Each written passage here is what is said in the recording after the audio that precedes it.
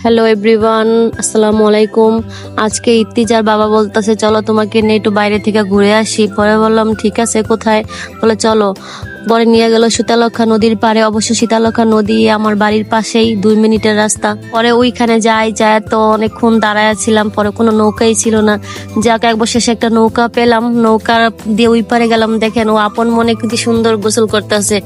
আমার বাচ্চা কি সুন্দর ওইখানে ওই লোকটিকে সবাইকে দেখতেছে। এখানে আমরা আইসা নদীর পাড়ে আইসক্রিম নিলাম। তারপরে আমার বাচ্চা ওইখানে ভুট্টানি করতেছে, ছিঁড়তে পারতেছে না। ওইখানে টিচার পাপা দূরে গিয়ে আমাদের থেকে একটা ট্রলার ভাড়া করছে। ওই ট্রলারে আমাদের কোথায় যেন নিয়ে যাবে। আমি তো ভাবছি এই জায়গায় শেষ ওনার ঘোরা। না, উনি তো অনেক বড় একটা ট্রলার নিয়ে আসছে ভাড়া কইরা। উনি আমাদেরকে নিয়ে যাবে অনেক দূরে ঘুরতে। আজকে ওয়েদারটা অনেক সুন্দর। পরিবেশটা দেখতে দেখতে ইর্তিজার বাবাই বাদাম খাইতেছিল। এখানে ইর্তিজা আইসক্রিম খাওয়ার সময় ওর বাবার লুঙ্গির ভিতরে আইসক্রিম ভরাই দিছিল।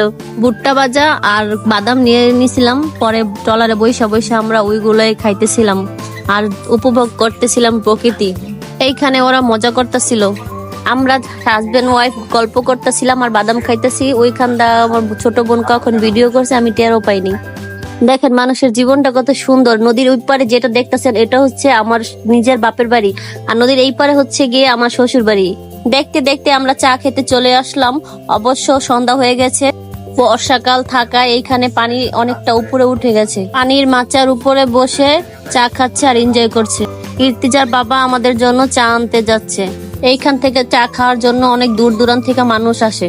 এই লোকেশনটা হচ্ছে রূপগঞ্জ ইচাখালী ব্রিজের নিচে। আপনারা চাইলে আসতে পারেন। 30 টাকা চা খেতে এসে 800 টাকা ট্রলার ভাড়া দিছি, কিন্তু অবশেষে সার্থক। চাটা খুব মজা ছিল। রাত হয়ে গেছিল, চা খেয়ে আমরা বাসায় চলে এসেছি। নতুন পেজ ভালো লাগলে ফলো দিবেন, লাইক কমেন্ট শেয়ার দিয়ে পাশে থাকবেন।